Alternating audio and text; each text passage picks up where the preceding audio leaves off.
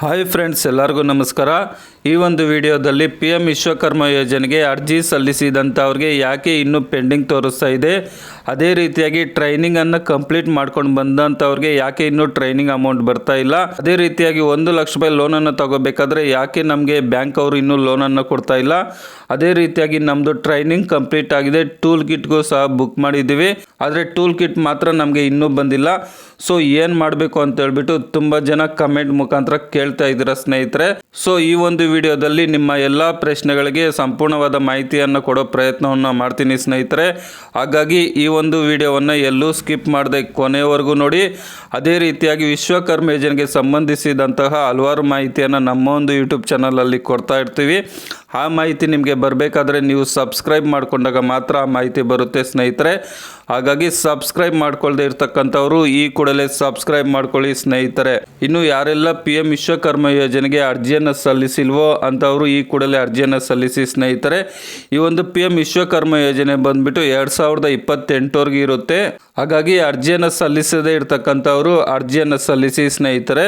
So ಮೊದಲಿಗೆ ನೀವು PM Vishwakarma ಯೋಜನೆಗೆ ಅರ್ಜಿ ಸಲ್ಲಿಸೋದಕ್ಕೆ ನಿಮ್ಮ ಹತ್ರ ಏನು ದಾಖಲಾತಿಗಳು ಇರಬೇಕಪ್ಪ ಅಂತಂದರೆ, ನಿಮ್ಮದು Aadhaar card, ration card, bank passbook, ಈ 3 ದಾಖಲಾತಿಗಳಿದ್ದರೆ ನಿಮ್ಮ ಹತ್ತಿರದಲ್ಲಿರ್ತಕ್ಕಂಥ CSC ಸೆಂಟರ್ಗೆ ಹೋದರೆ ಅರ್ಜಿಯನ್ನು ಹಾಕ್ಕೊಡ್ತಾರೆ ಸ್ನೇಹಿತರೆ. ಸೊ ಅರ್ಜಿಯನ್ನು ಸಲ್ಲಿಸಿದ ನಂತರ ಮೊದಲಿಗೆ ಗ್ರಾಮ ಮಟ್ಟದಲ್ಲಿ ಇರ್ತಕ್ಕಂಥವ್ರದ್ದು ಪಂಚಾಯಿತಿ ಲಾಗಿನ್ಗೆ ಹೋಗುತ್ತೆ. ಅದೇ ರೀತಿಯಾಗಿ ಪುರಸಭೆ, ನಗರಸಭೆಯಲ್ಲಿ ಇರ್ತಕ್ಕಂಥವ್ರು ಅವರ ಒಂದು ಲಾಗಿನ್ಗೆ ಹೋಗುತ್ತೆ ಸ್ನೇಹಿತರೆ. ಸೊ ಅರ್ಜಿ ಸಲ್ಲಿಸಿದ ನಂತರ ನಿಮ್ಮ ಒಂದು ಗ್ರಾಮ ಪಂಚಾಯಿತಿಗೆ ಹೋಗ್ಬಿಟ್ಟು ನಿಮ್ಮ ಒಂದು ಅಪ್ಲಿಕೇಶನನ್ನು ಅಪ್ರೂವಲ್ ಮಾಡಿಸ್ಕೊಳ್ಳಿ. ಅದೇ ರೀತಿಯಾಗಿ ಟೌನಲ್ಲಿ ಇರ್ತಕ್ಕಂಥವ್ರು ನಿಮ್ಮ ಒಂದು ನಗರಸಭೆ, ಪುರಸಭೆಗೆ ಹೋಗ್ಬಿಟ್ಟು ನಿಮ್ಮ ಅಪ್ಲಿಕೇಶನನ್ನು ತೋರಿಸ್ಬಿಟ್ಟು ನಿಮ್ಮ ಒಂದು ಅಪ್ಲಿಕೇಶನನ್ನು ಅಪ್ರೂವಲ್ ಮಾಡಿಸ್ಕೊಳ್ಳಿ. ಅಪ್ರೂವಲ್ ಮಾಡಿಸ್ಕೊಂಡ ನಂತರ ಏನಾಗುತ್ತಪ್ಪ ಅಂತ ಅಂದರೆ, ನಿಮ್ಮ ಒಂದು ಅಪ್ಲಿಕೇಶನ್ ಅಪ್ರೂವಲ್ ಆದ ನಂತರ ನಿಮಗೊಂದು ಮೆಸೇಜ್ ಬರುತ್ತೆ, ಯುವರ್ ಅಪ್ಲಿಕೇಶನ್ ರೆಕಮೆಂಡೆಡ್ ಬೈ ಗ್ರಾಮ ಪ್ರಧಾನ್ ಅಂತ ಹೇಳ್ಬಿಟ್ಟು. ಮೊದಲಿಗೆ ಗ್ರಾಮ ಪ್ರಧಾನ್ ಅವರು ಅಪ್ರೂವಲ್ ಮಾಡಿದ್ಮೇಲೆ ನೆಕ್ಸ್ಟು DM ಅವ್ರ ಮಟ್ಟಕ್ಕೆ ಹೋಗುತ್ತೆ, ನಂತರ DFO ಮಟ್ಟಕ್ಕೆ ಹೋಗುತ್ತೆ ಸ್ನೇಹಿತರೆ.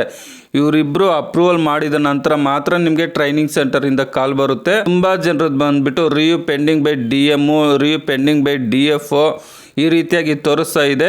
ಸೊ ಅರ್ಜಿಯನ್ನು ಹಾಕಿ 7 ತಿಂಗಳು, 8 ತಿಂಗಳು, 1 ವರ್ಷ ಆದರೂ ಸಹ ಕೆಲವ್ರದ್ದು ಅಪ್ರೂವಲ್ ಆಗಿಲ್ಲ. ಅದೇ ರೀತಿಯಾಗಿ ರೀಸೆಂಟಾಗಿ 2 ತಿಂಗಳಿಂದ 3 ತಿಂಗಳಿಂದ ಅರ್ಜಿಯನ್ನು ಸಲ್ಲಿಸಿದಂಥವ್ರಿಗೆ ಟ್ರೈನಿಂಗ್ ಸೆಂಟರಿಂದ ಕಾಲ್ ಬರ್ತಾ ಇದೆ, ಟ್ರೈನಿಂಗ್ ಸಹ ಕಂಪ್ಲೀಟ್ ಮಾಡ್ಕೊ ಬಂದಿದ್ದಾರೆ. ಸೊ ಈ ವಿಷಯವಾಗಿ ಕಸ್ಟಮರ್ ಕೇರ್ಗೆ ಕಾಲ್ ಮಾಡಿಬಿಟ್ಟು ಮಾಹಿತಿಯನ್ನು ತಿಳ್ಕೊಳ್ಳೋಣ. ಯಾಕೆ ಕೆಲವ್ರದ್ದು ಅಪ್ಲಿಕೇಶನ್ ಪೆಂಡಿಂಗಲ್ಲಿದೆ, ಯಾಕೆ ಅಪ್ರೂವಲ್ ಆಗ್ತಾ ಇಲ್ಲ ಅಂತ ಅಂದರೆ, ಅವ್ರಿಗೆ ಕಾಲ್ ಮಾಡಿದಾಗ ಅವರು ಕರೆಕ್ಟಾಗಿ ರೆಸ್ಪಾಂಡ್ ಮಾಡ್ತಾ ಇಲ್ಲ ಸ್ನೇಹಿತರೆ. ಅದೇ ರೀತಿಯಾಗಿ ಅಪ್ಲಿಕೇಶನ್ ಅಪ್ರೂವಲ್ ಮಾಡಿಸ್ಕೋಬೇಕಾದ್ರೂ ಸಹ ಕರೆಕ್ಟಾಗಿ ಮಾಹಿತಿಯನ್ನು ಕೊಡ್ತಾ ಇಲ್ಲ, ಎಲ್ಲಿ ಹೋಗಬೇಕು, ಯಾವ ರೀತಿ ಅಪ್ರೂವಲ್ ಮಾಡಿಸ್ಕೋಬೇಕು ಅಂತ ಹೇಳ್ಬಿಟ್ಟು. ಹಾಗಾಗಿ PM ವಿಶ್ವಕರ್ಮ ಯೋಜನೆಗೆ ಅರ್ಜಿಯನ್ನು ಸಲ್ಲಿಸಬೇಕು ಅಂತ ಅನ್ಕೊತಾ ಇರೋರು ನೀವು ಕಾಯಬೇಕಾಗುತ್ತೆ ಸ್ನೇಹಿತರೆ. ಅಪ್ಲಿಕೇಶನ್ ಆಗಿಬಿಟ್ಟು ನಮಗೆ 2 ತಿಂಗಳಿಗೇ ಟ್ರೈನಿಂಗ್ ಸೆಂಟರಿಂದ ಕಾಲ್ ಬರಬೇಕು ಅಥವಾ 1 ತಿಂಗಳಿಗೆ ಕಾಲ್ ಬರಬೇಕು ಅಂದರೆ ಆಗೋದಿಲ್ಲ.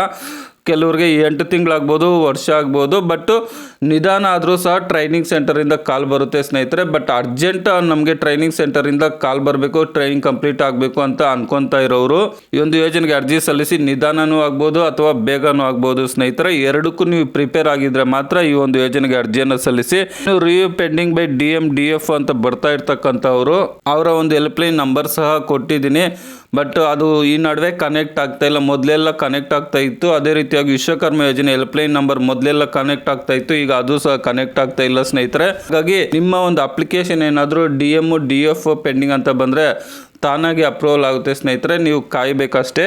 ಸೊ ನಿಮ್ಮ ಒಂದು ಅಪ್ಲಿಕೇಶನ್ನು DM ನಂತರ DFO ಮಟ್ಟದಿಂದ ಅಪ್ರೂವಲ್ ಆದ ನಂತರ ನೆಕ್ಸ್ಟ್ ಏನಾಗುತ್ತಪ್ಪ ಅಂತ ಅಂದರೆ, ನಿಮ್ಮ ಅಪ್ಲಿಕೇಶನ್ ಸ್ಟೇಟಸನ್ನು ಚೆಕ್ ಮಾಡಿದಾಗ ಸಕ್ಸಸ್ಫುಲಿ ರಿಜಿಸ್ಟರ್ಡ್ ಅಂತ ಬಂದಿರುತ್ತೆ. ಸಕ್ಸಸ್ಫುಲಿ ರಿಜಿಸ್ಟರ್ಡ್ ಅಂತ ಬಂದ ಮೇಲೆ ನಿಮಗೆ ಟ್ರೈನಿಂಗ್ ಸೆಂಟರಿಂದ 10ರಿಂದ 15 ದಿನ ಒಳಗಾಗಿ ನಿಮಗೆ ಕಾಲನ್ನು ಮಾಡ್ತಾರೆ ಸ್ನೇಹಿತರೆ. ಟ್ರೈನಿಂಗ್ ಸೆಂಟರಿಂದ ಕಾಲ್ ಮಾಡ್ತಾರೆ. ಕಾಲ್ ಮಾಡಿದಾಗ ಅವರು ಕೆಲವು ದಾಖಲಾತಿಗಳನ್ನು ತಗೋಬರ್ರಿ ಅಂತ ಅಂತಾರೆ. ನಿಮ್ಮದೊಂದು ಆಧಾರ್ ಕಾರ್ಡು, ಬ್ಯಾಂಕ್ ಪಾಸ್ಬುಕ್ಕು, ನಂತರ ವಿಶ್ವಕರ್ಮ ಯೋಜನೆಗೆ ಅರ್ಜಿ ಸಲ್ಲಿಸಿದಾಗ ಒಂದು ಅಪ್ಲಿಕೇಶನ್ ಬಂದಿರುತ್ತೆ, ಅಷ್ಟು ತಗೋಬರ್ರಿ ಅಂತ ಅಂತಾರೆ. ಆಗ ನೀವು ಅಷ್ಟು ತಗೊಂಡೋಗ್ಬಿಟ್ಟು 7 ಡೇಸ್ ಟ್ರೈನಿಂಗ್ ಇರುತ್ತೆ. ನೀವು ಯಾವ ಕೆಲಸಕ್ಕೆ ಅರ್ಜಿಯನ್ನು ಹಾಕಿರ್ತೀರೋ ಆ ಕೆಲಸಕ್ಕೆ ಸಂಬಂಧಿಸಿದಂತಹ 7 ಡೇಸ್ ಟ್ರೈನಿಂಗ್ ಇರುತ್ತೆ. ಅದನ್ನು ನೀವು ಕಂಪ್ಲೀಟ್ ಮಾಡ್ಕೊಂಡು ಬಂದ ನಂತರ ನಿಮಗೆ ಕೆಲವ್ರಿಗೆ ಏನಾಗುತ್ತಪ್ಪ ಅಂತಂದರೆ ವಾರಕ್ಕೆ ಟ್ರೈನಿಂಗ್ ಅಮೌಂಟ್ ಬೀಳುತ್ತೆ, ಕೆಲವ್ರಿಗೆ 15 ದಿನಕ್ಕೆ ಬೀಳುತ್ತೆ, ಕೆಲವ್ರಿಗೆ 3 ತಿಂಗಳಿಗೆ ಬಿದ್ದಿದೆ. ಸೊ ನಿಧಾನ ಆದರೂ ಸಹ ಟ್ರೈನಿಂಗ್ ಅಮೌಂಟ್ ಬೀಳುತ್ತೆ ಸ್ನೇಹಿತರೆ.